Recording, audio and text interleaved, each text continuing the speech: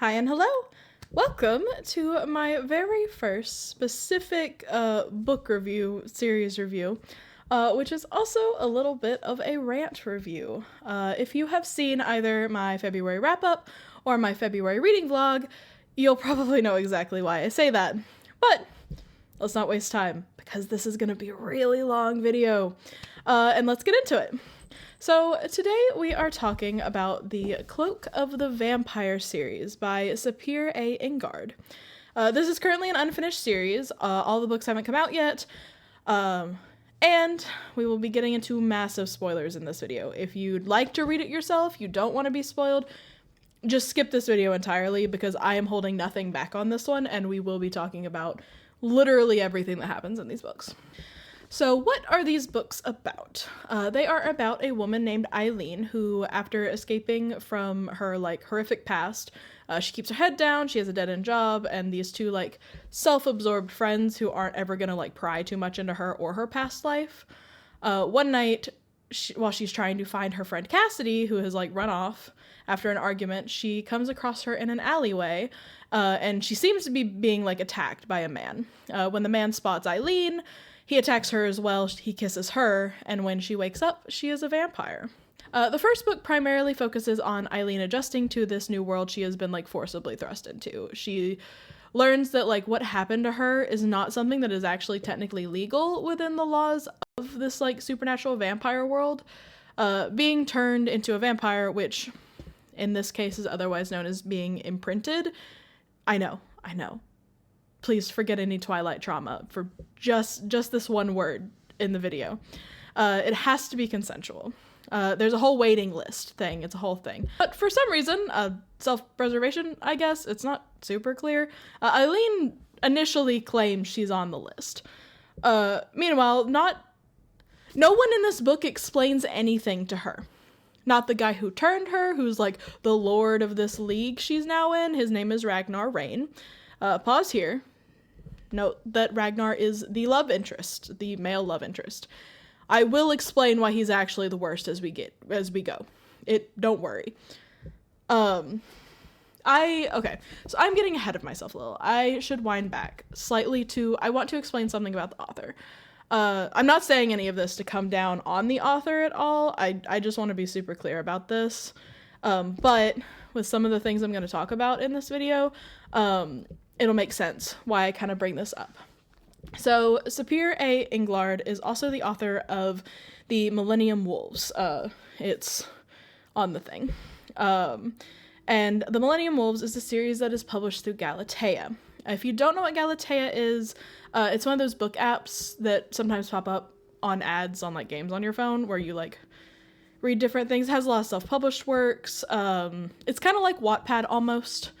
And it features a lot of werewolves, alpha males, soulmate tropes, any other woman besides the main character just being the worst ever, that kind of thing.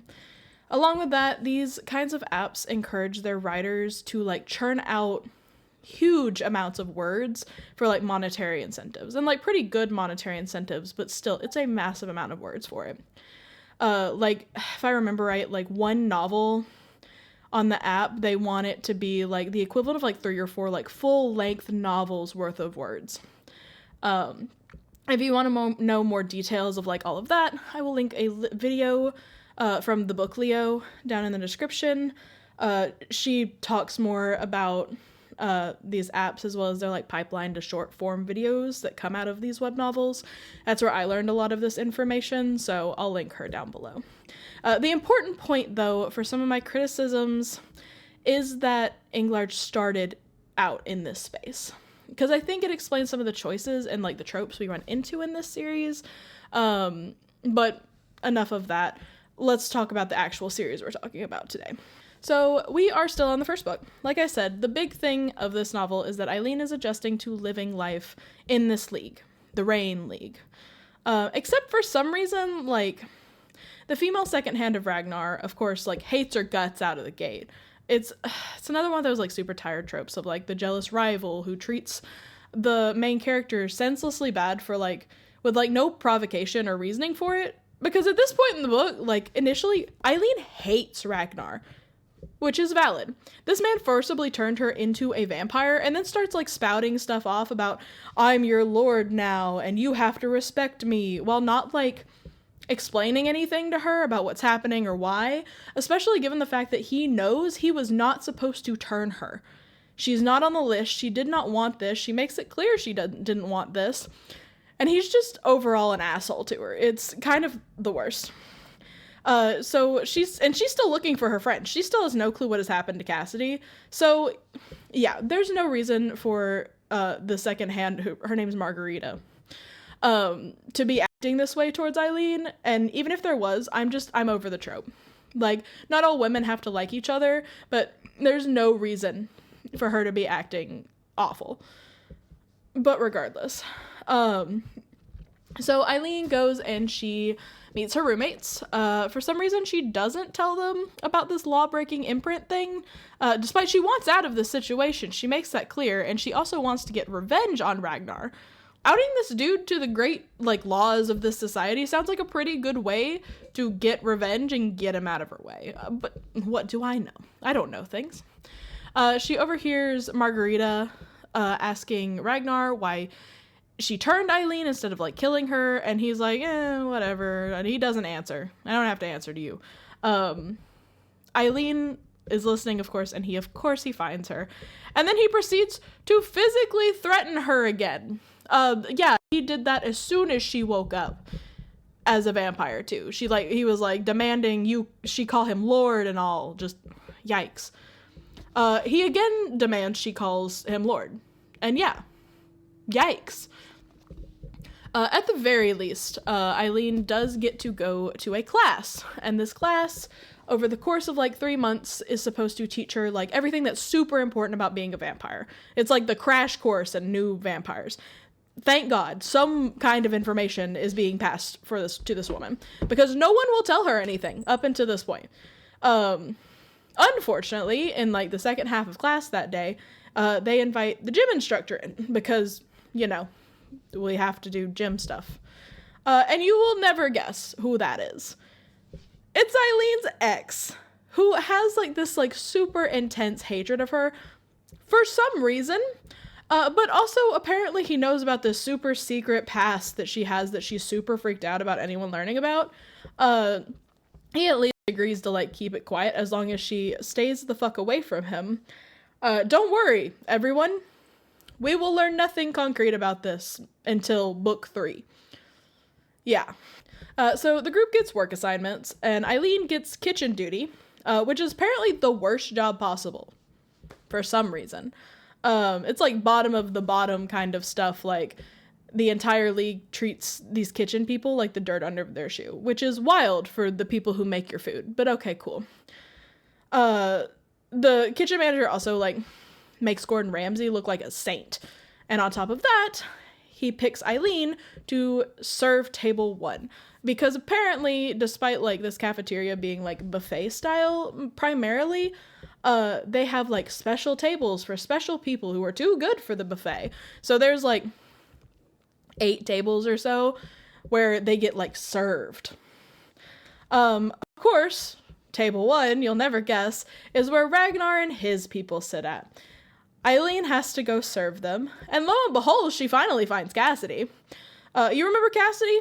The friend that Eileen, like, got into this situation because she was trying to find her? Yeah, she's a special vampire.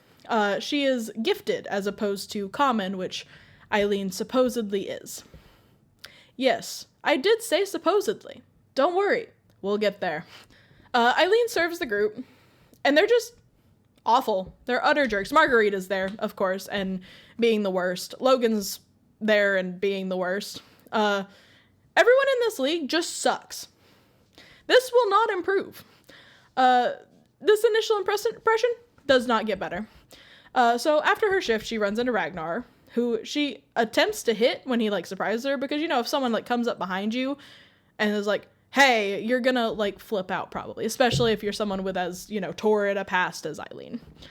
In reaction to her being surprised and attempting to hit him, he threatens her, pins her to the ground, and of course, Eileen is super attracted to him.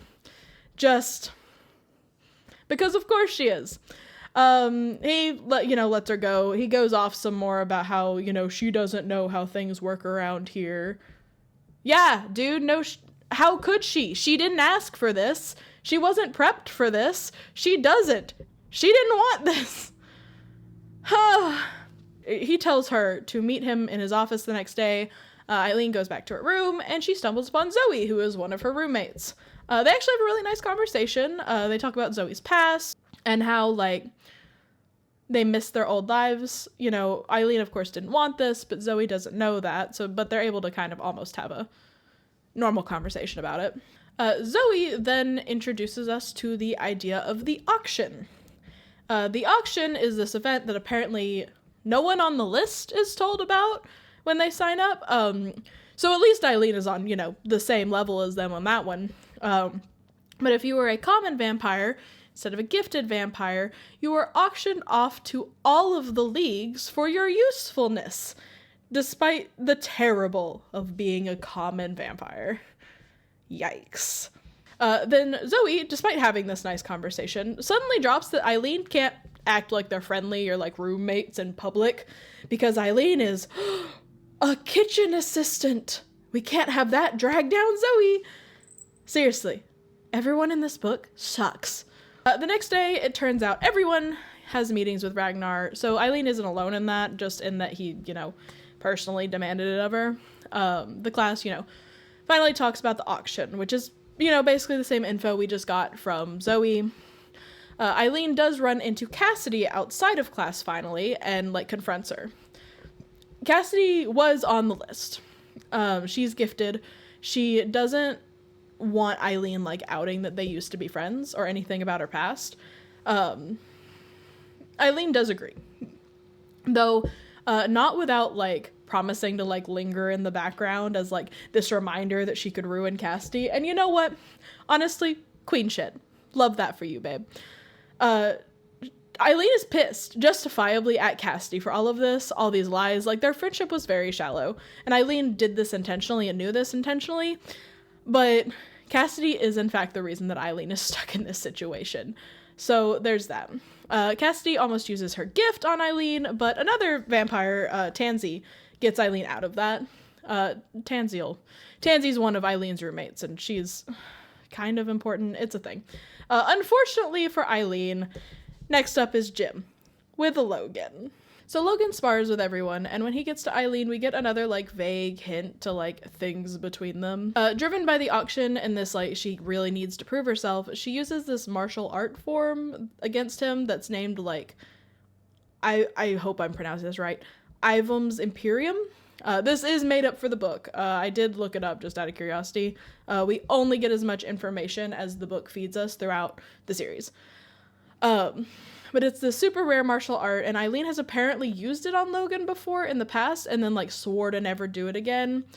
He, explodes at her over it, which is dude, she has to prove herself to not get, auctioned off. And also, you hate her, so why should she care? We get no answers. There are no answers to this question. I will mention here that, throughout the book, but especially when she's, dealing with Logan, Eileen calls herself, a monster and just says that she's, the worst, and there's no context for this at all. The implication is that she did this, awful and unforgivable, thing to him at the end of their relationship. He calls her a monster too, that she's, unforgivable, and it's just acting like whatever she did, it was, super criminal. The next scene puts us back in the kitchen, and this time there's this, sudden commotion as one of the new vampires goes crazy and, attacks everyone, including, especially Eileen. Ragnar gets him off of Eileen and then kills him, right in front of her. We learn that this is called bloodlust, and something that happens if a vampire doesn't get, exactly as much blood as they need every day. They go crazy, and it's kind of like dehydration, but it can't be reversed. There's no way to fix it. This will never come up again, even once in the rest of the series. And we're back to gym class. This time, Eileen has to fight Ragnar, with increasing sexual tension between them. And then we're back in the kitchen again. We meet the dishwashing crew, aka the only people in this entire league that aren't just awful to Eileen for like no reason yet. They drop some more exposition, mostly about like this is how the waiting list works, and mostly it's a bunch of BS. They reiterate that lords mostly just like hate common vampires, despite the fact that commons make up like 85% of vampires, which is like a wild statement given that they make up most of the labor of your league and doing the things you don't want to do. But also, look at our current society, so I can't even really be that shocked. Nonetheless, this doesn't super get brought up terribly much in terms of like class disparity, but it is a thing in general.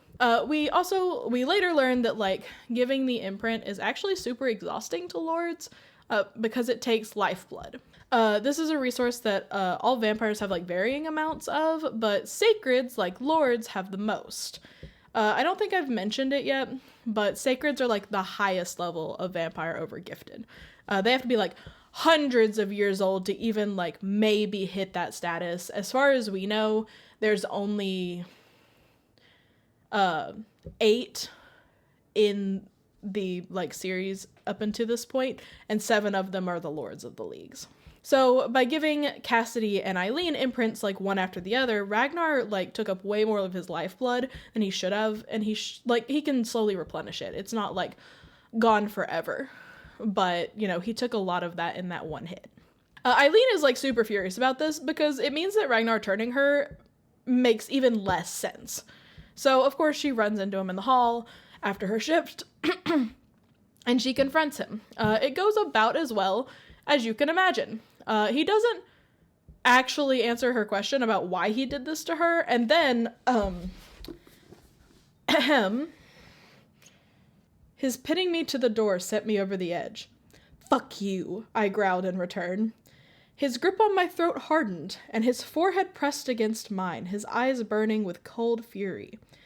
"It's time for you to know your place, Henderson," he grated out before taking his hand off my throat and moving it to my hair, grabbing it, pulling it down, and tilting my head back. I gasped, but before I could say anything, his mouth was suddenly on the skin of my neck near my shoulder, his unsheathed fangs tracing it softly almost. And then he bites her. And then they almost have sex. Then they stop, and they do the like, "What just happened?" look, and then he leaves. Yikes.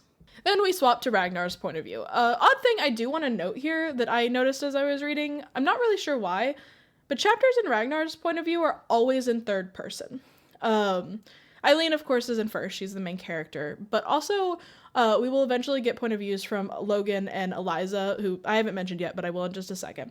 They're both in first person. So I'm not really sure why only Ragnar is in third, but, you know, curiosity. Anyway. So Ragnar meets with Eliza, who, as far as this chapter comes across, she seems to be some kind of, like, very good human PI, or, like, information broker.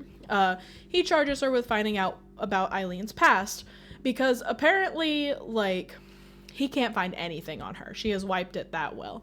And he also reveals that apparently this is the second time that, like, he has imprinted on someone, like, when he's not supposed to. Like, in the aftermath of like imprinting on a first person. We don't get any more like real info on that thus far in the series. I don't know if it'll come up in the other ones. So back to Eileen. Margarita corners her about having the hots for Ragnar, along with a fun dash of like, "If I can't have him, no one can," but worse. Yikes. Eileen runs into Ragnar in the greenhouse where he nearly bites her again, and we do the sexual tension thing again. And she runs off. The new group of vampires goes on like a field trip to visit all the other leagues, given like most of them will likely not be staying at the Rain League. They'll probably be moving to some of the others. This was honestly probably one of my favorite parts of the book because we got to see more of the world. The world building is actually pretty interesting for this series. I will give it that. I will not lie. It's actually kind of cool. The interesting twist on the vampire stuff is like cool. Unfortunately, We don't spend as much time on it as I would have liked. Anyway, Logan and Ragnar come along on the trip because, of course, they do. In the midst of this bus ride, one of the male vampires attempts to force Tansy into, like, sleeping with him. Eileen, like, is furious, as she should be. She chokes him out and, like, is only stopped from, like, straight up killing him by Ragnar. He's like, as Lord, you know, I have to punish him. And then he sits with Eileen in the back. They have the following exchange. "No, Henderson," he said, surprising the hell out of me. "Showing me a glimpse of who you really are is punishment enough." My cheeks burned as if he had just slapped me, and I glowered at him. "I didn't show you anything," I said, voice on the verge of snarling. He didn't reply. His hand moved forward, and he curled his ears around a rogue strand of hair before tucking it behind my ear. "I saw your face, your eyes. You liked it, having him at your mercy. You looked like you needed the violence, or you would go mad. The next time you need to resort to violence, come to me. That's an order from your lord. Save me." So now we start getting into the leagues. I'll mostly breeze through these. They're not super important yet. There's the Attilian League, which specializes mostly in art and, like, related things. Eileen is, like, super captivated by some of the art, which is done by the Lord, Attilian. He super takes a liking to her. Next up, we have the O'Brien League. They make coffee so strong that, like, it's super disgusting to most. And the Lord is, like, super sucking up to Ragnar. Then there's the Daughtry League, which is initially, like, a really interesting league and honestly my personal favorite, until it turns out that the Lord likes to get gifted vampires messed up on drugs. So, never mind. With a bit of a break, Eileen makes the choice to go back and, like, talk to an angry Ragnar after he has, like, this confrontation with the Daughtry Lord. The romance got a romance, regardless of her claims of how much she hates this man. She reassures him that him, like, losing it on Daughtry was justified, which, yeah, it was. Logan breaks them up, and on to the next league. The Bowman League is, yikes. But not in the same way I've been saying yikes throughout this entire video so far. The Lord was a former banker, and everything about the place is, like, super gray and drab, including the food. Bowman's thing is that he runs the National Bank for Vampires that has, like, branches in all the leagues, which makes sense, former banker. Better than trying to work with human systems, too, when you live forever. So, and then we hit the Rinaldi League. And at this point, things get messy. Rinaldi is disgusting. Like, super disgusting. Most of the women in his league are forced to be a part of his harem. The group meets him with one of those said girls, like, sucking him off as they're walking in. And then he tries to hit on Eileen because he has a thing for brunettes. And Eileen dyes her hair brown. That's made pretty clear. Ragnar, like, kicks everyone out of the room, threatens Rinaldi, and, like, causes him some kind of, like, psychic pain, which Eileen witnesses because she's eavesdropping, and then the visit continues. And the group is actually forced to stay 2 extra days because the bus stops working, because of course it does. While getting ready for bed, we actually get our first, like, slight, like, past lore drop from Tansy, about something called the Morrow Gods. Only Eileen seems to know what she's talking about, and from her, like, freak out, one can assume it's pretty bad. Honestly, this was another thing I was actually really interested in when I was reading the first book. It's a big reason I kept reading, because it comes up a little bit more later. Eileen leaves the room after this. She stumbles upon Rinaldi, like, hitting on Logan, and then Ragnar shows up and, you know, tells Rinaldi to go away. And then, you know, after he sends Logan away, he finds Eileen and he sits with her. He, like, interrogates her about why she's upset, which, frankly, a wild thing, given that up to this point, they've mostly been doing this weird, like, I hate you, but sexual tension thing, but romance got a romance. He kind of implies he'll, like, kiss her if she doesn't tell him why she's upset. She refuses so that he will kiss her, and then he doesn't. So she's like, you're a coward, and, like, walks off.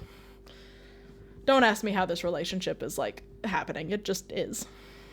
Everyone attends a party, like, thrown by Rinaldi. Eileen gets drunk, and she overhears one of Rinaldi's second-in-commands looking for her, because Rinaldi wants to meet her.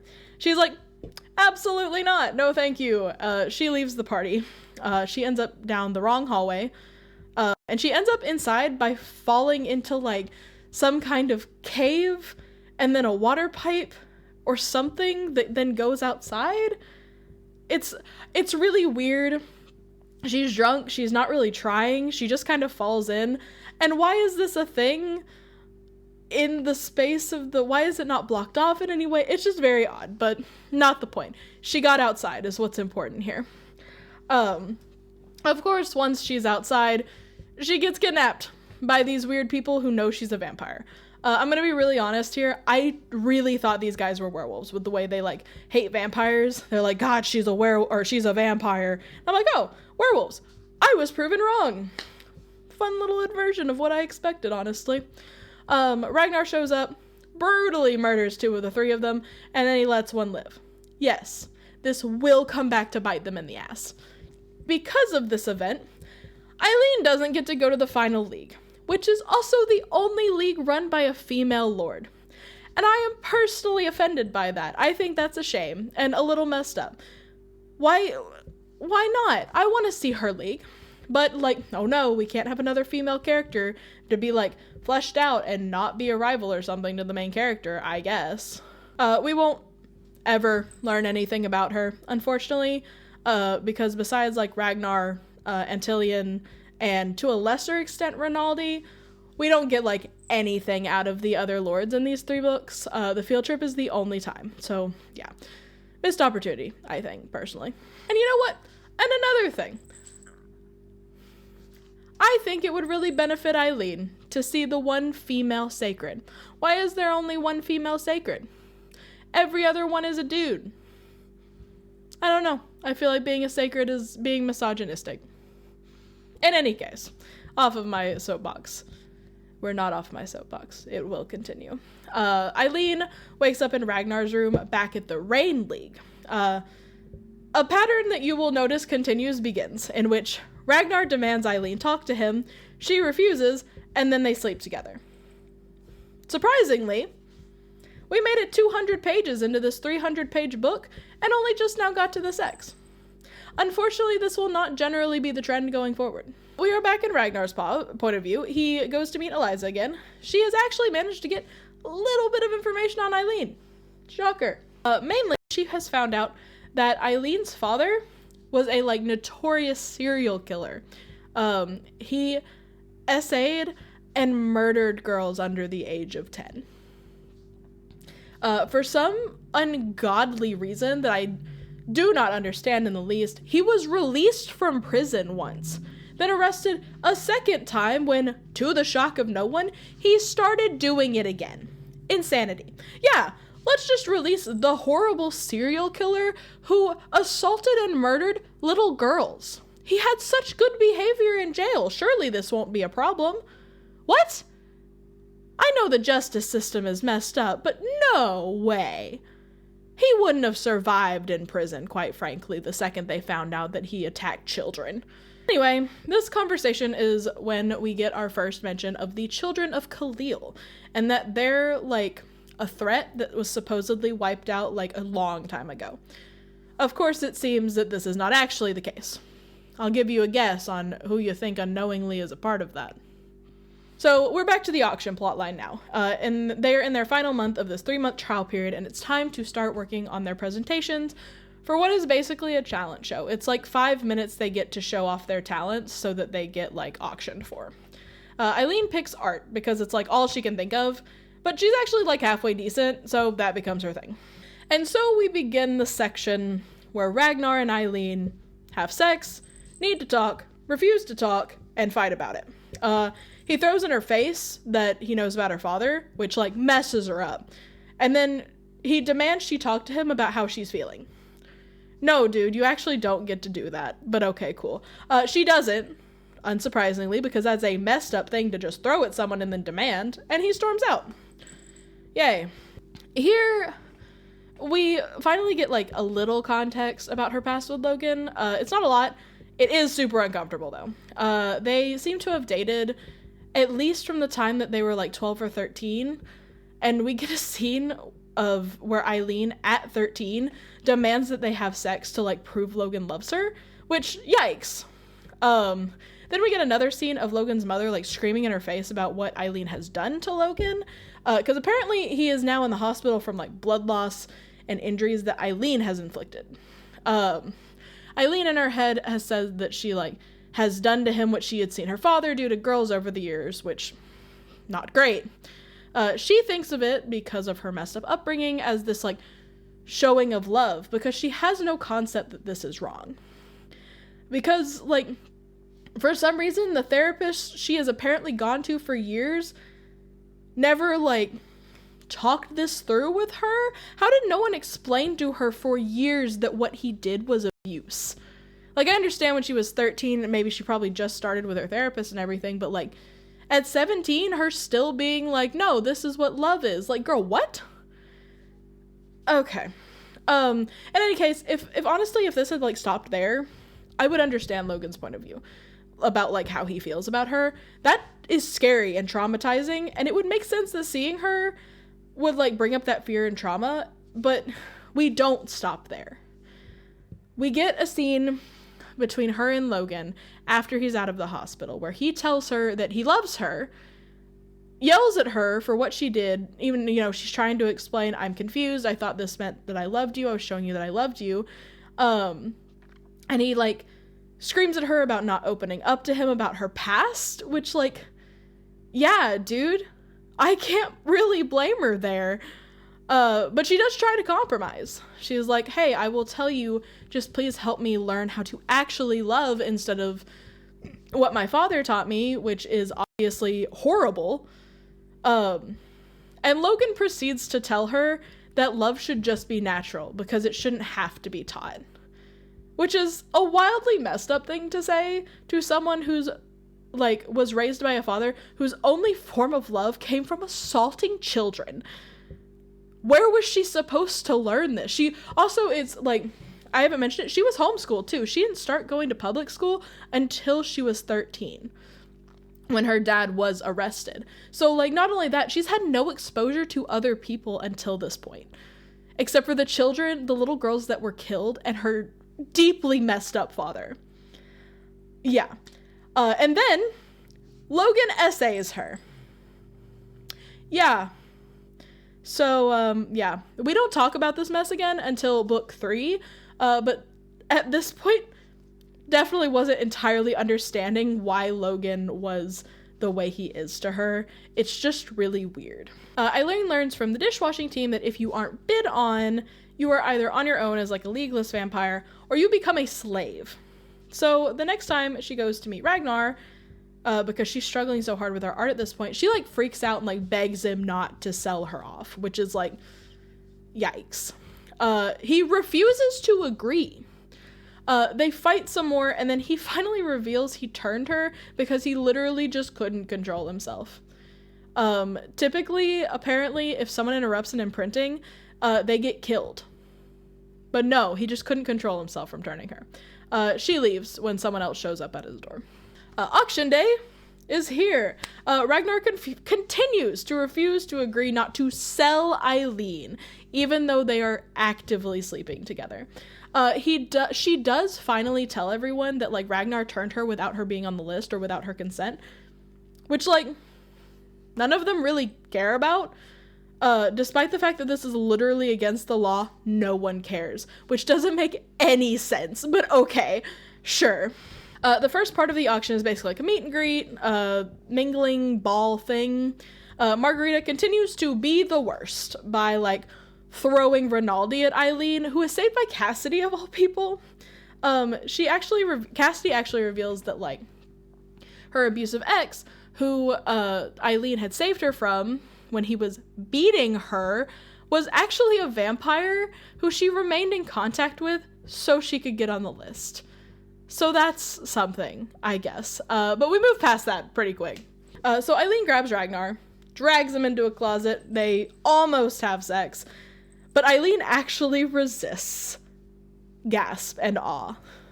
Because she's still upset with him that he won't agree to buy her from the auction. Because, wow, this system is so messed up. He actually implies this time that he will buy her, which gives Eileen that pesky little thing called hope. And then we are actually on to the auction. I'm going to speed through this a bit because, like, we're only on the first book, and this is already, like, super long. It gets longer. But a girl named Isora, who becomes important in book 2, is bought by Attilian. Tansy is picked by Ragnar. She's kept in his league.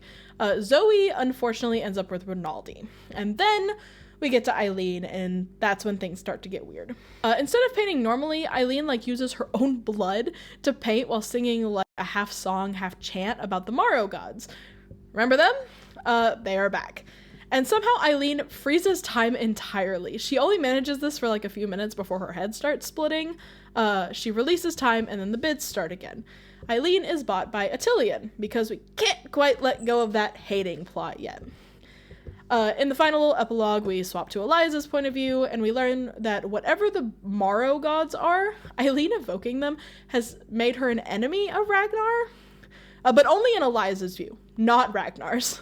Ragnar is actually feeling gasp, wait for it, regret. Amazing. Remarkable. Look, guys, he can grow. Briefly. So that is the first book. I will say, once we got to the ending, I was actually pretty interested. The Morrow gods, Eileen going to a league that maybe actually isn't the worst. All of this, convinced me to read the second book, because the improvement I saw over the course of this book was, convincing. Ragnar still sucks. Don't get me wrong. But he showed some hints of improving. Regret. So, I went on to the second book. I was willing to give it a chance. And I will say, the second book was better. In the grand scheme of things, I gave it the highest rating with a 4-star. I actually liked this one. I will probably move a little faster through this one because I have significantly less to complain about, but there are things for me to complain about. Don't you worry. So the second book, The Blood of the Gods, picks up with this short flashback to Eileen's childhood. Back then she went by her first name, which is Natalia. It shows some of her father's rituals, him getting arrested, him trying to make her take his place doing the rituals, which, she doesn't.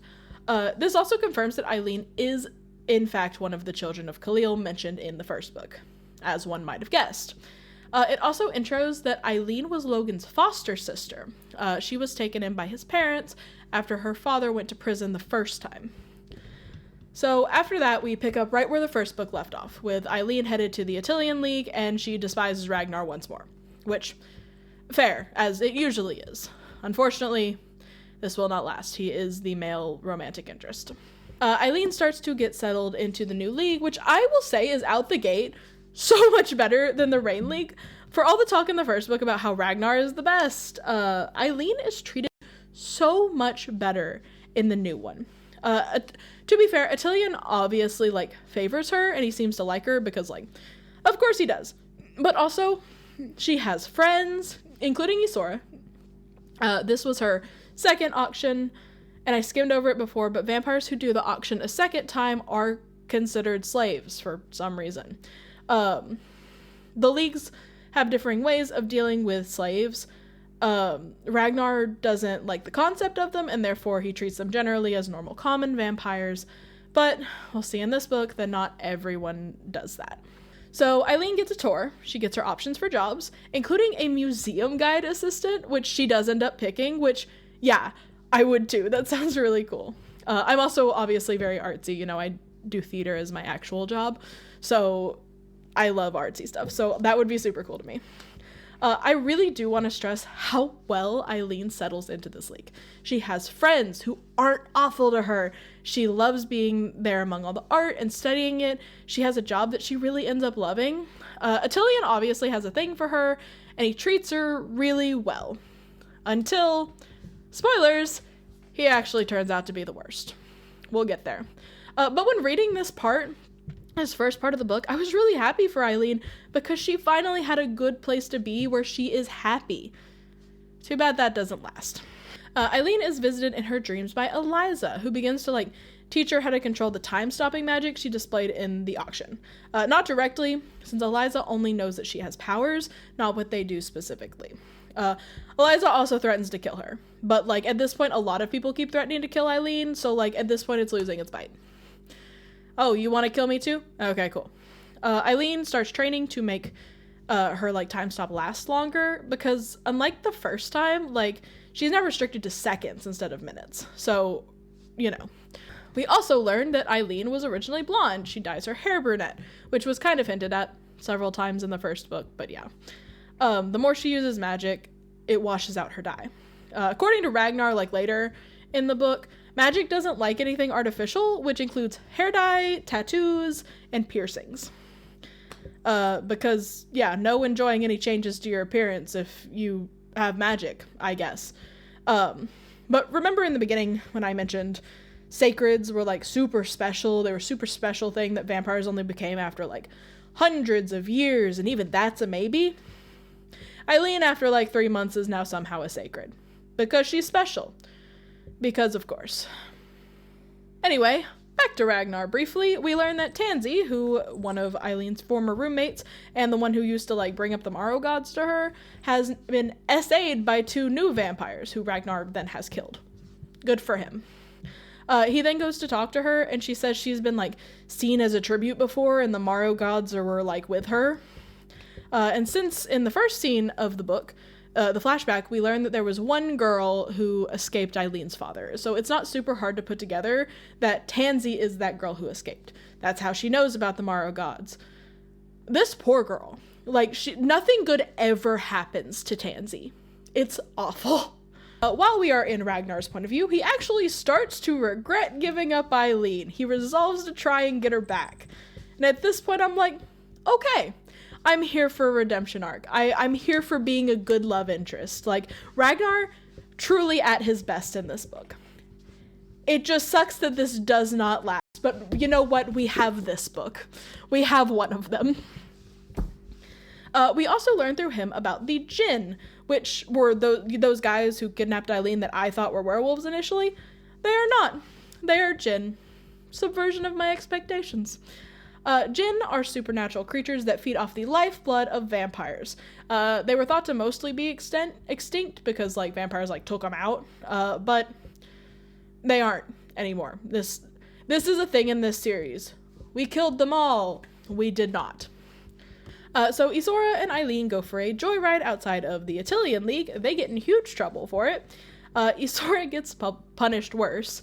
Mostly because Attilian favors Eileen so much, and also because Isora is technically a slave. Which is really gross to say, but here we are. So after a week about Isora being under this punishment, she's given notice that her, 3-month grace period is over, and she just vanishes. She's gone. Eileen agrees to go on a date with Attilian, specifically so he will let her see Isora, because no one can find her at this point. No one knows where she went. Of course, Ragnar by this point is now in the building, as he went on the field trip to all the new vampires, take to all the leagues, much to Eileen's frustration. Eleanor, who is the third roommate of Isora and Eileen, serves as both exposition and also fodder in the third book, reveals that Rinaldi's harem is actually a group of killer women who torture and kill his enemies, which no one expects because it seems like they're just harem members, which they also are. It's weird, but unfortunately I can't say that wouldn't or hasn't happened. And also, yes, this is a thing in other media, but usually they're a little cooler about it. It's fine. In this case, it's just gross. But therein lies the reason that Isora was so desperate to get away from Rinaldi to the point of becoming a slave. So Ragnar shows up at Eileen's door to, gasp, admit he made a mistake. Eileen, thank God, turns him away, but she is still devastatingly attracted to him, which is a problem, because of course it is. I'm gonna be honest, I don't know if it's because I'm probably on the gray ace spectrum or something, but I've just never really understood that kind of thing. Sex is such a big thing that it makes you lose your mind over someone who has treated you like trash. I won't go off on a tangent about that today, but it baffles me, personally. I don't know, man. So, off Eileen and Atilian go on their date, which I will note is apparently Eileen's first date ever, despite having dated Logan for years. We know whatever she had with Ragnar definitely doesn't count, because all they were doing were sleeping together in, like, dark rooms and stuff. But, like, you know, regardless.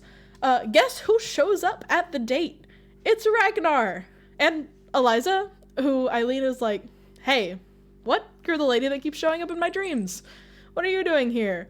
Remember that Eliza has been showing up in Eileen's dreams to, like, help her control her magic and threatening to kill her, for reasons Eliza won't explain, because no one in this series explains anything to Eileen, ever.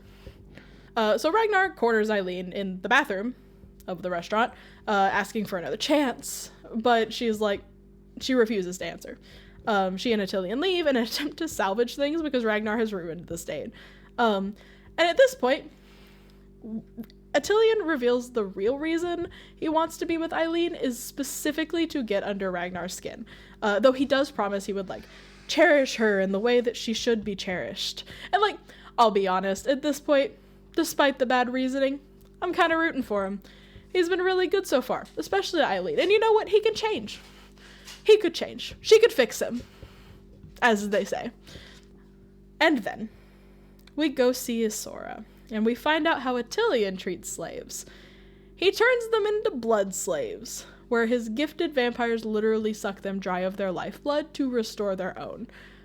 It's horrific. Like, really horrific what happens to them. Like, the descriptions are pretty brutal. Hang on. Here we go. Isora looked as though she'd aged 10 years in the 2 days she'd been gone. Her blue eyes, normally so alight with mischievousness, were now sunken and empty, no spark to be seen in their depths. Her hair, which had been healthy and pretty, was lying down her shoulders like a muted rag. Her cheekbones were jutting out, her lips wore a bluish tint, and her skin was ghastly gray and full of spots. Her eyes were now staring ahead, as if she didn't see us, didn't see me. Brutal. Like, yeah. So yeah, Atilian, actually the worst. Can't have us rooting for someone else. We have to make Ragnar's bad decisions seem good by comparison. Look at how much worse he could be. This does not mean he's good. He still sucks. Ragnar shows back up at her dorm afterwards, demands Eileen talks to him. She doesn't. For some reason, she also doesn't tell him about the blood slave thing, but they are in the outs right now, so fair enough, I guess. They almost have sex. Shocker, they don't. Only because Eileen tells him that she will sleep with him only if he leaves her alone, or he can walk away, and she'll give him like a month to sway her back. He takes the month. Atilian continues to be the worst about Isora. He fully comes out as a sociopath at this point. No time to worry about that, because we have a gala to worry about. So that begins. Eileen is in charge of one of the groups, which is a group of vampires, mostly lords, including Zoe, though, who is suffering pretty obviously from being in the Rinaldi League, and she is there with one of the lieutenants for some reason. So during the tour, things go crazy. Something explodes. The entire thing is attacked by Jinn. Eileen manages to freeze time, but somehow Atilian can move through it, and he kidnaps her. She gets kidnapped a lot.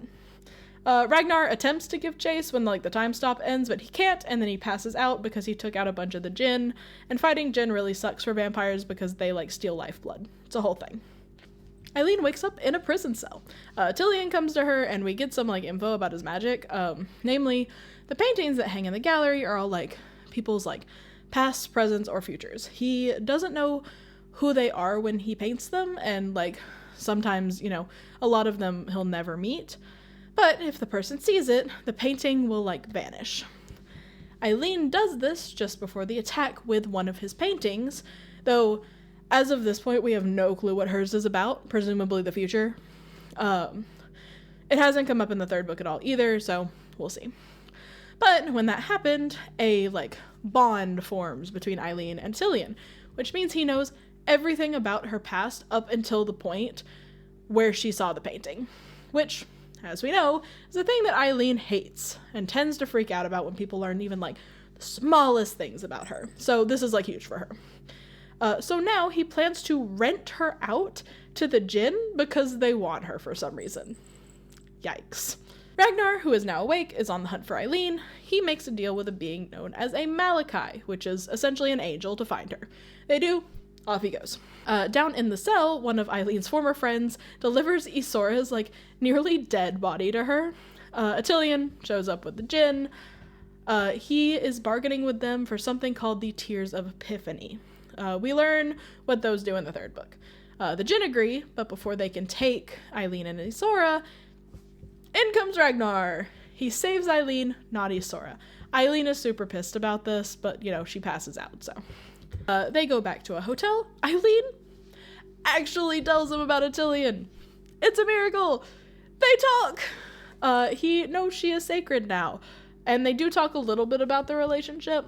They agreed to, like, the 1-month deal and immediately have sex. We did manage to get 200 pages in again before they directly have sex. So actually, it's apparently just the third book that I have the most issue with the constant sex. Mostly. Off they go afterwards to deal with the Jinn. They find Isora as well as Zoe and a couple more vampires who are, like, being drained of their lifeblood. They try to save them, but Eileen pushes herself too far with her magic and she gets jumped. She goes unconscious.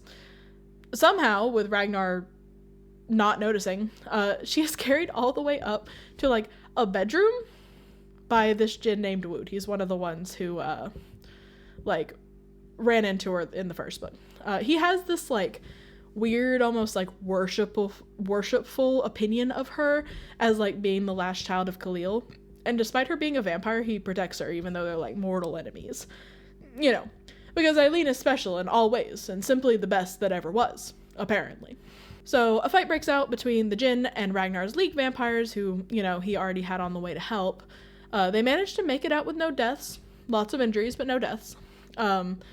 They make it to the League. Ragnar tries to talk to Eileen about being a child of Khalil. In what will become typical, though, she refuses to talk, and he, you know, lets it go for now. Ragnar receives a demand from Atilian to return Isora and Eileen. He's obviously not going to do that, so they prepare for war. Hello, whole concept for the next book.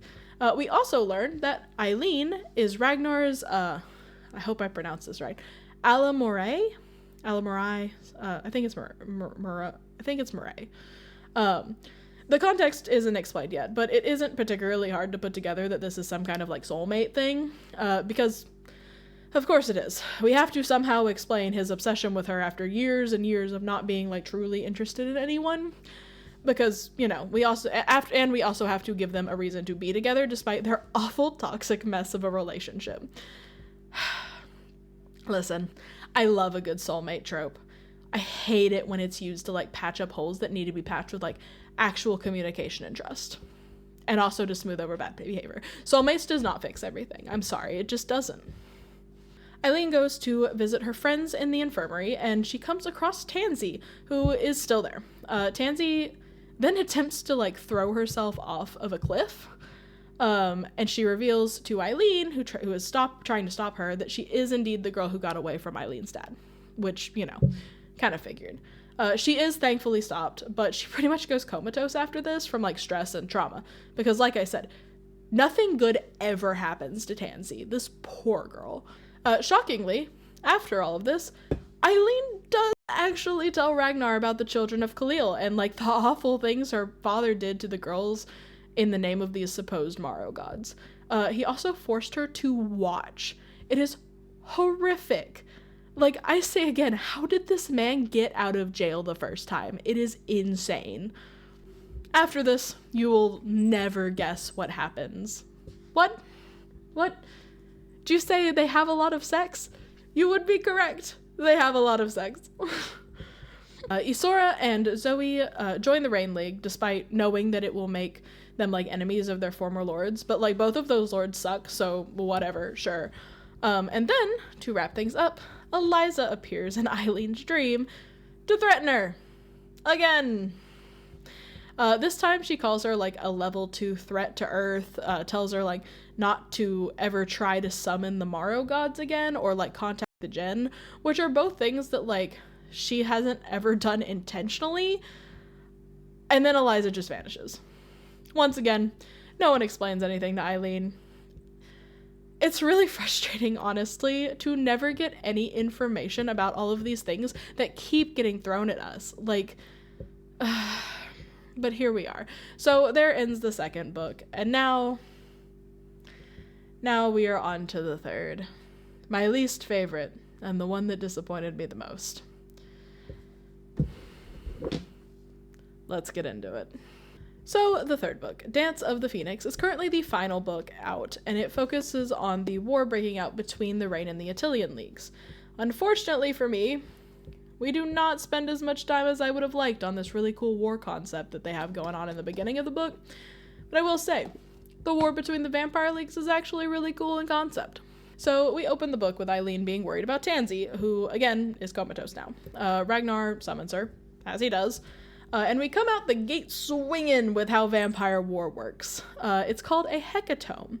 It's like this contest of sorts where there are 6 rounds. The first 5 rounds are 2v2. A gifted and a common vampire pair from each league against each other. The final fight is between the lords of each league. The first 5 matches, you can surrender, and they don't have to be to the death. The final fight does. Only the final fight matters the most, but the first 5 basically help decide what happens to the league members of the losing league. That's not super important for our purposes, so I will spare you the specific details on that. Unfortunately, another lord is appointed moderator, and Rinaldi has been chosen, because of course. Because he's gross, and also the worst, he has decided to demand that Eileen be one of the fighters. You can make like a request based on the primary complaint of the like lord declaring war, and so Rinaldi's like, all right, I'll just make Eileen fight for reasons, I guess. So Eileen, for, as anyone would expect given she's the main character, ends up having to fight. Not a shocker, but hey, at least they gave a reason. Ragnar has made the choice to let his league vote on who participates in the hecatome, while also, this also provides a way for Eileen to participate without anyone knowing she's been forced. Mostly because, despite my many problems with him as a man and as a character, he does actually really care about people under his, domain as he sees it. So he's giving them the choice on who represents him, given how big of a deal it would be, if he does lose. And then Eileen and Ragnar sleep together. This will become a trend. After they're done, banging, which is always 5+ rounds and goes all night. They say this constantly. Eileen reminds Ragnar that he has a month to take her out and prove himself. And he gets, offended. He literally assumed, we're just good now, right? Trust me, they are not. Anyway, they agree that the month will commence after the hecatome. Will that actually happen? Unsure. We'll see in book 4. I am pressing X to doubt, though, gonna be honest. The League throws a little tournament to show off the abilities of the gifted and common vampires in the troop, which is basically their militia. So, who best to do this war tournament thing than the, people actually trained to fight.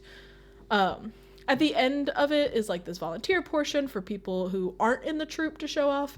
Ragnar, of course, has Eileen do so they can, pretend that she's not being forced into this. Of course, by the end of this, Eileen is voted in. The important people along with her is Zoe, Cassidy, her former best friend, Logan, her ex, and CJ, who is formerly one of the dishwashing crew. I bring him up because he becomes important later. The other participants that I don't name are basically fodder. If I'm being honest, we don't really care much about them.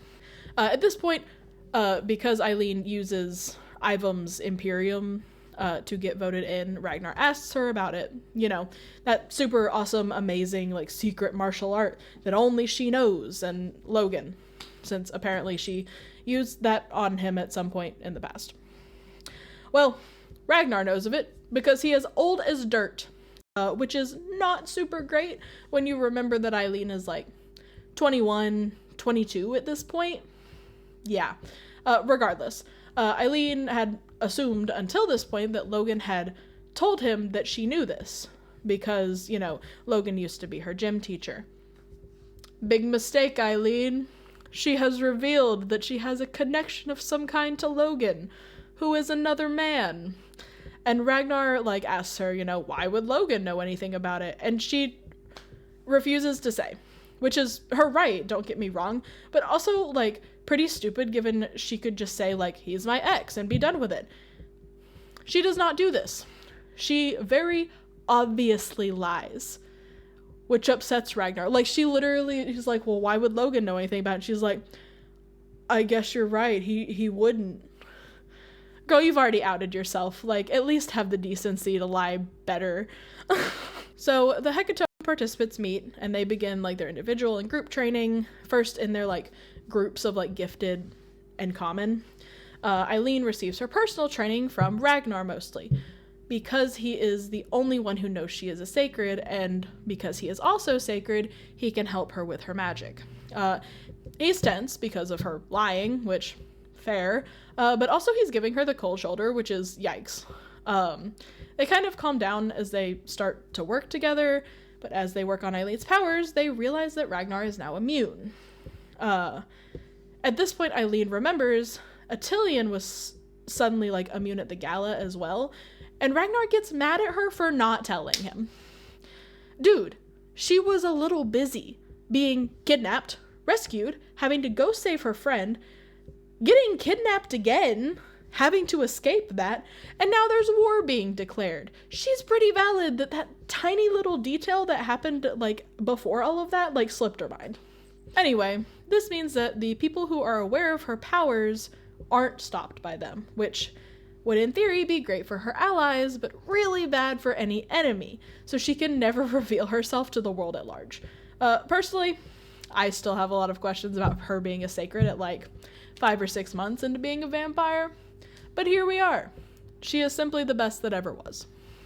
When they get back to the League, Bowen, who is another of the dishwashing crew that Eileen is friends with, like, stops her. And here's where the CJ thing comes into play. He sends her to talk to Jada, who is the final member of their little group, because she has locked herself in her room, because she is so upset that CJ is in the Hecatone. Eileen agrees to talk to her, and here there be lore drops. Jada is CJ's Alamore. Remember that thing that Ragnar said that Eileen was his? Well, now we get the full explanation. It is indeed a soulmate thing. Specifically, CJ is a former Malachi, an angel, and an Alamore is a human specifically born to be an angel soulmate. What does this tell us, friends?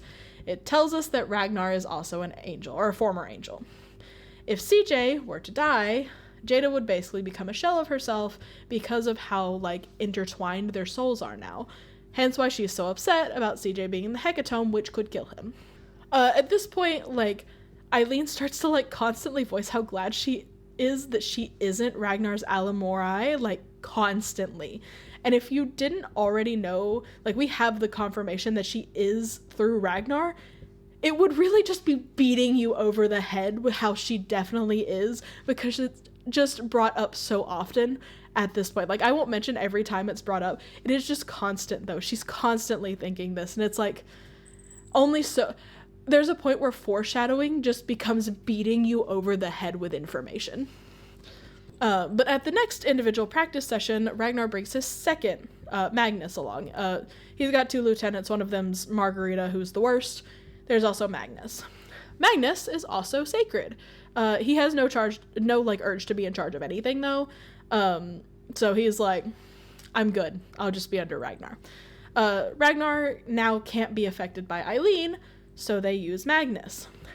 And this is where Ragnar's behavior goes from, like, mostly yikes to, like, big yikes. Eileen uses her power. She gets some hits on Magnus and releases it, and she, like, falls over from, like, the pain in her head. Magnus helps her to her feet with a hand. Ragnar proceeds to have her freeze time, make out with her, then demand she never let another man touch her. My brother in Christ, he helped her to her feet. If you think this is a one-time thing, you are, like, sorely mistaken. Have I ever mentioned how much I hate super stupidly possessive male leads? Because I think it's super gross. It's one thing to, like, play games with it, like in the bedroom, or like even tell someone to back off who's like bothering the female lead. Like, okay, cool, like don't touch her, or, you know, protective stuff. Cool, whatever. Can be cute. This? No, absolutely not. Men are in fact allowed to interact with your girlfriend, and it is insane to demand otherwise. Anyway, Ragnar now starts avoiding Eileen. No time for that though, because we are pairing up for the hecatome. It is time to figure out the common and gifted pairs, so they hold this joint training to like try out every possible combination to find the best fits. Logan and Eileen are eventually paired together, and Logan actively tries to throw the match because dude would rather die than be paired with her. Unfortunately for him, the two of them are the best together because they both know this Imperium thing, and they are paired. Which also means we get to deal with more of Logan. And wow, does he have a lot to throw at us. The group heads out to lunch. Ragnar is like, we're gonna all sit at table number 1, you know, the table where Eileen used to have to like serve them. She refuses. She's like, absolutely not. So she goes to the buffet.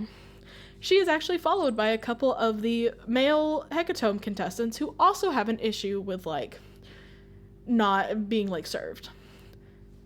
Oh no, guys. Eileen is talking to other men. How will Ragnar take this? Take a wild guess. So, the next time they go to individual training, Ragnar gets angry at her for undermining his authority. Hey dude, consider not being a massive dick to kitchen staff, and maybe it wouldn't be such a big deal. You could use going to the buffet like everyone else instead of tormenting these poor people, but cool, okay. He then comes after her for, like, wanting other men's attention more than his. Like, one of the guys who sat with her, who she was talking to about, you know, using the buffet instead. And also Logan, because she told him to get it together during their, like, mock battle when he was actively throwing it so that they wouldn't be paired together. Yikes. Eileen soothes him, instead of rightfully being like, hey, you're being insane. But she also continues to refuse to tell him about her past with Logan in any capacity, which of course causes them more issues because she's still lying, and she's lying badly. So they remain on bad terms even as the hecatome is only a few days away because, you know, priorities. And then we swap into Logan's point of view for an extended flashback sequence that actually did not make me feel any more sympathetic towards him. And his actions after this don't help. But sure, let's get some backstory lore, I guess. So Eileen and Logan were foster siblings after his parents took her in after her father's first arrest. The first time he sees Eileen, he is like devastatingly attracted to her. It's honestly really weird how much we focus on this 13-year-old boy's sexual awakening to this girl he just met, but I digress. They start spending more time together. Eventually Eileen comes on to him, so they start dating.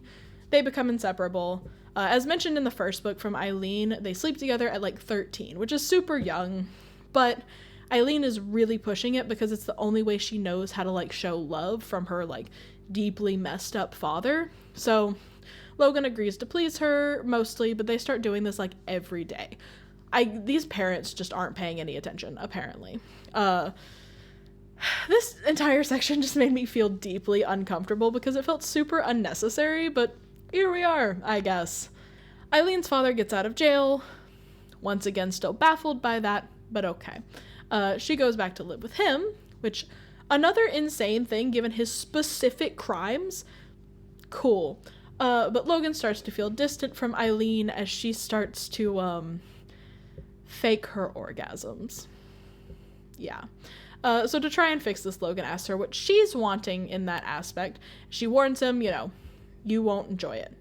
He insists. So she then strangles him and tells him that's what she wants him to do to her.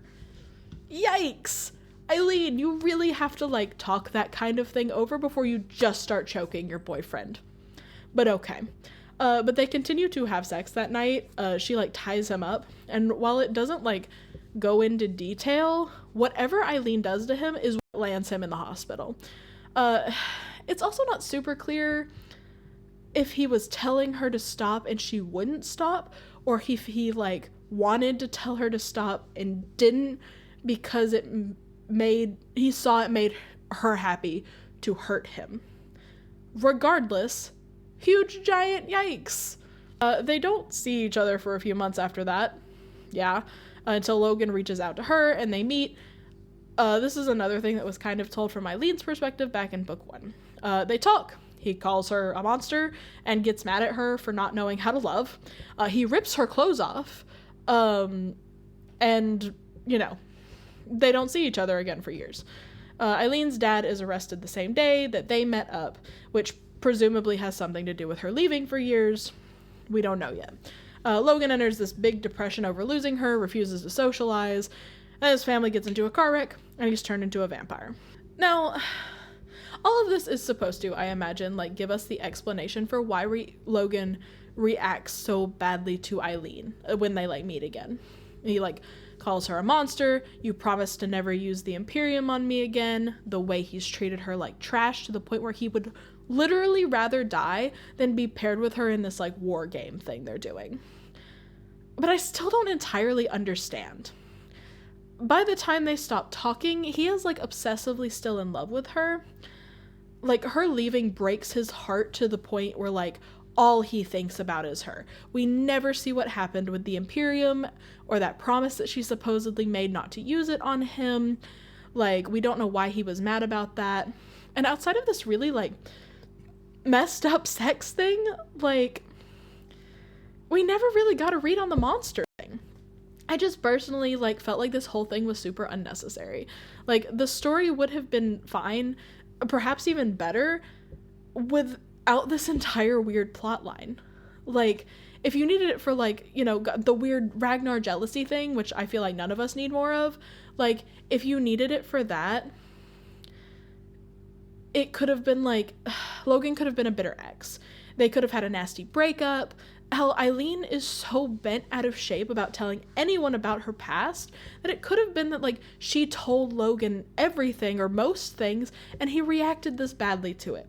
It wouldn't change much about his behavior, but it would also give, like, this additional credence to her not wanting to tell Ragnar anything, who is as old as dirt, and also told her directly some of the, like, super horrific things that he has done in being old as dirt. Eileen, as far as we know, never did anything to these girls that her father assaulted and killed. Like, her guilt over it makes sense because she was forced to watch and she couldn't do anything, but it's hard to understand the extent of her, like, self-hatred over this, you know? Hi, it is actively getting dark outside because it's taken me so long to record this video, so we had to add some side light to us. Anyway, back to the story. We are back in Ragnar's Paw for some more fun mess. He calls Logan in to figure out what has happened between Logan and Eileen. Logan tells him they're exes, and then he starts harping about Eileen being a monster again. He's, like, trying to convince Ragnar to break up with her. Ragnar is just, like, justifying this entire thing to himself because, like, Eileen didn't tell me, so, like, I have to know. Yeah, dude, sure, that justifies you going behind her back. Cool. See how that works out for you. Whatever works in your brain. He then gets pissed because Eileen went back to sleep in her own room because, in their last fight, he told her he felt he couldn't be in his own room because of her. So make that make sense. God, we're halfway into this book and there's been zero war. Give me the war. Anything is better than this couple drama that is so unneeded, but that's too much to hope for. Oh, yeah, also, Margarita shows up again to tell Eileen that Logan hates her. Yeah, okay. I assure you she knows. He never shuts up about it. Logan and Eileen have their first joint training session with each other and Ragnar, where both of these awful men just literally refuse to speak to Eileen. Hey guys, there's a war coming. Get over it. But Eileen rightfully rips them a new one at the end of the session, since they both seem to just want to get her killed at this point.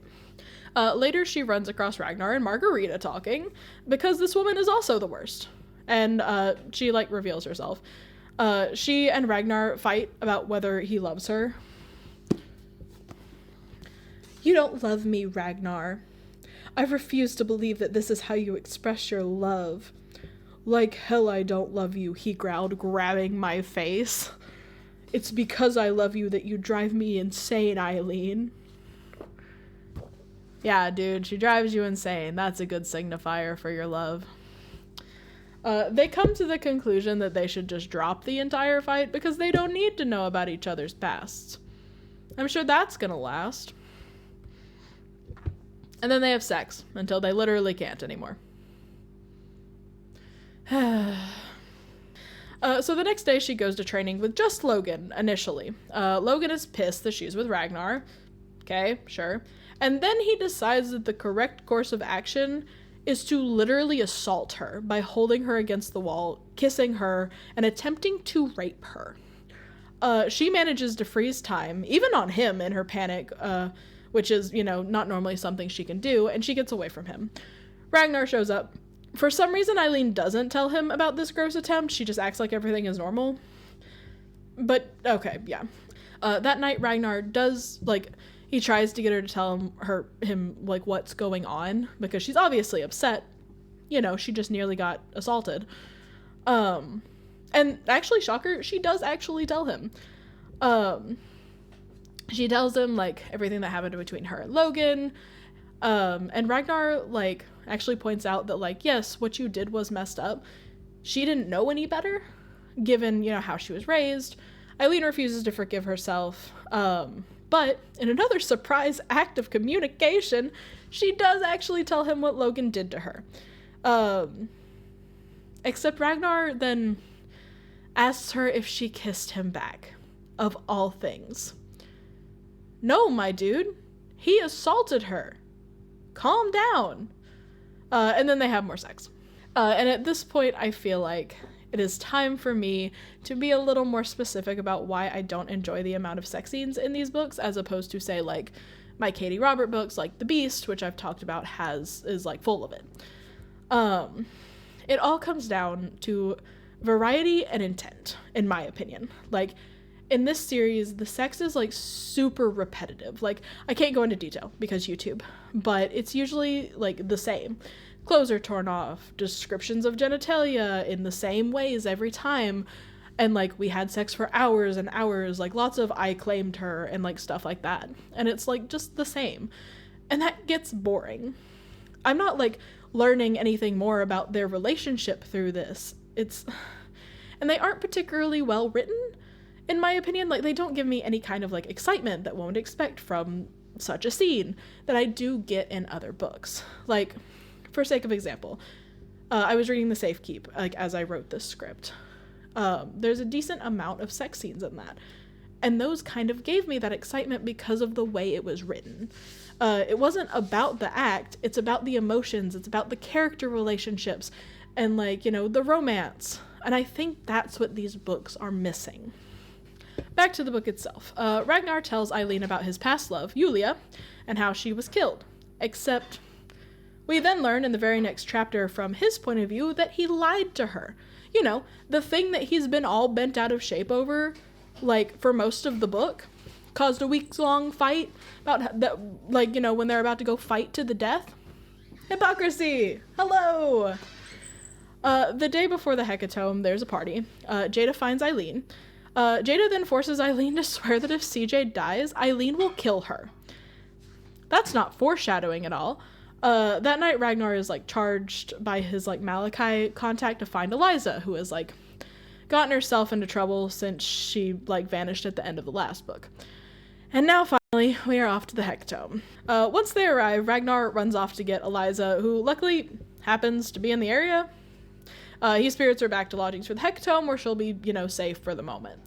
The Hecatome begins in earnest with the announcement of all the competitors, which happens to feature 3 of the people Eileen was friends with in the Attilian League. We didn't spend terribly much time with any of them except for Eleanor, who was Eileen and Isora's roommate. But it's pretty obvious that they were picked for that reason because, they're all only 6-month-old vampires or so. But yeah. The matches are drawn, of course. Eileen is against Eleanor and her partner. Eliza wakes up. She tells Ragnar what happened to her, which we don't learn quite yet. Instead, we are actually moving pretty quick onto the first day of the Hecatomb, which are the normal battles, the 2v2s. I'm about to fly this really quick because most of these people we don't know, except for like the first one, which is Logan and Eileen's match. Eileen notices pretty quick that something is like really wrong with Eleanor. She keeps like blanking in and out of like emotions, like she's being controlled. Eileen tries to save her and force her to surrender. The mind control thing makes that impossible, and it results in Eleanor killing Logan. Good riddance, as far as I'm concerned. Eileen has no choice but to kill her to survive, because Eleanor can't surrender. The Rain League wins the next match after killing one of the members, and then Oz immediately surrenders.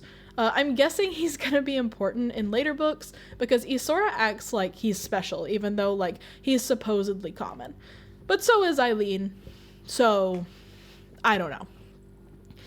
Cassidy and Zoe both die in their match. The fourth match is a surrender before anyone dies, and CJ is killed in his match, though the Rain League does manage to win that final match and therefore has the most wins. However, that does mean that Jada indeed goes, like, emotionally dead. As she promised, Eileen kills her. With, like, everyone just kind of watching. Given most of them don't know exactly what's going on, I'm surprised no one says anything at all, but I guess she did go, like, numb pretty immediately. So, Ragnar has his fight the next day, and Attilian uses something to mind control him, killing him easily. And since Eileen was indeed Ragnar's Ala Morai, she goes through the same thing as Jada, with, like, no warning. Yes, I did just say Ragnar is dead. You may be thinking, are we actually free of this awful man? No, we are not. But first, we have to swap points of view. To Eliza this time. I have been saving this particular rant for, like, the whole video, which at this point is, I've been recording for, like, at least an hour and a half, almost 2 hours, so it's gonna be long. But do you remember way back when, the beginning of this video, when I mentioned that this author started on Galatea? Well, a big thing about Galatea, and, you know, apps like it, is that they push authors to write really, really long books. And it's hard to do that with one plotline. You have to have, like, a million things going on. You have to have, like, a million different plots. And I think this book series suffers from that a lot. Like, what started as a pretty cool, like, vampire telling with, like, interesting lore and an interesting take on vampires quickly extends to include, like, different realms and different gods and angels and a bunch of different character points of view. It just becomes too much. There's so much happening that it really just loses itself, I feel like. Like, when you get to a certain point, you start to go, okay, we didn't need this. We could have ended this so much faster. And that was the point I was reaching with these books as we, you know, reached our newest plot point. The sex stuff is also kind of with it, like the amount of sex scenes that are just kind of like recycled, like artificially like inflates that word count. But regardless, back to Eliza. Her point of view details how she got into this situation that Ragnar saved her from, primarily that she broke into the angel dimension to mind meld with an angel that had information that she needed on the Tears of Epiphany. Remember those? They were mentioned back in book 2 as one of the things that Attilian wanted to borrow from the Jinn in return for them, like, renting Eileen. It seems he got them because they do mind control. When Ragnar brought her back to the lodging, she tried to steal them from Attilian, but he's wearing them all the time. Which, fair, because I would do that if I had the super mystical, powerful artifact in my possession. So we're back to Eileen, who has been kidnapped by Attilian and brought back to the Jinn.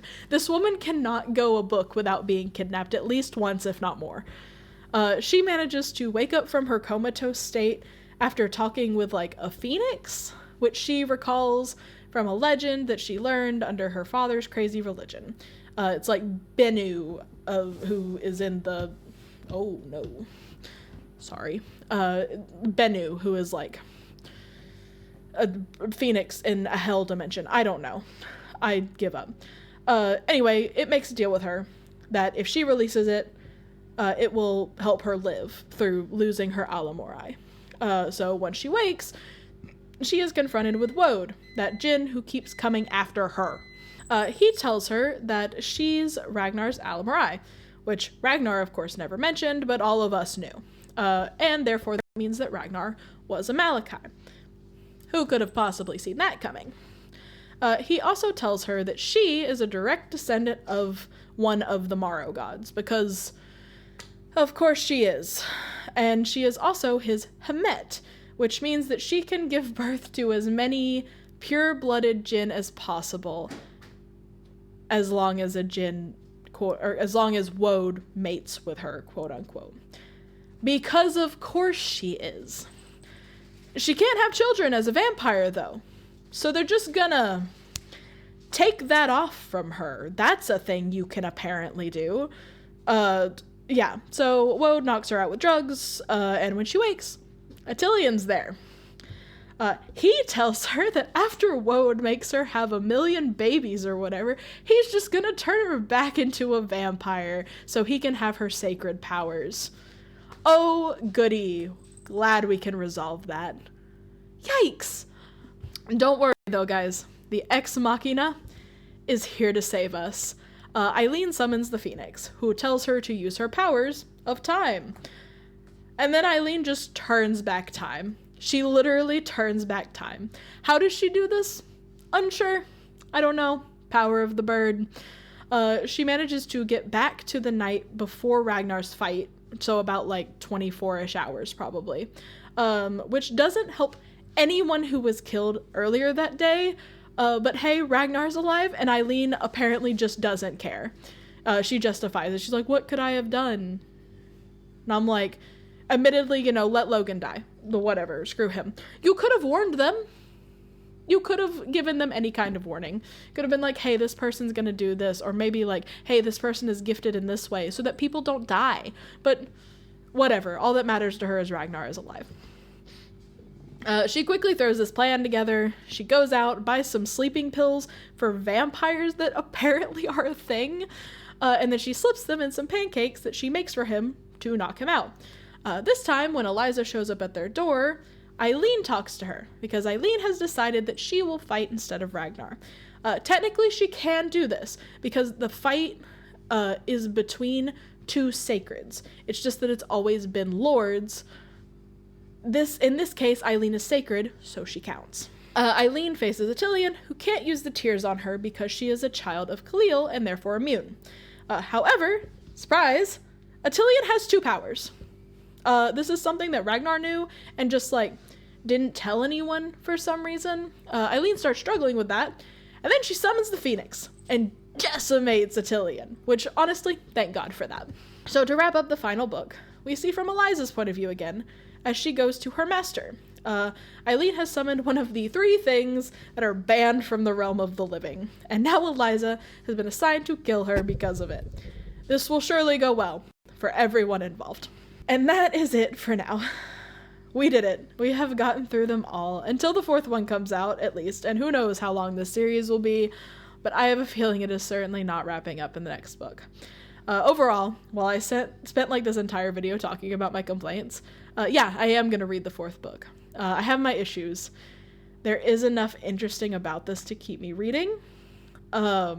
And also, talking back and forth to my sister with it is, about it is fun, regardless of our somewhat differing opinions of them, because she's the one who recommended these to me.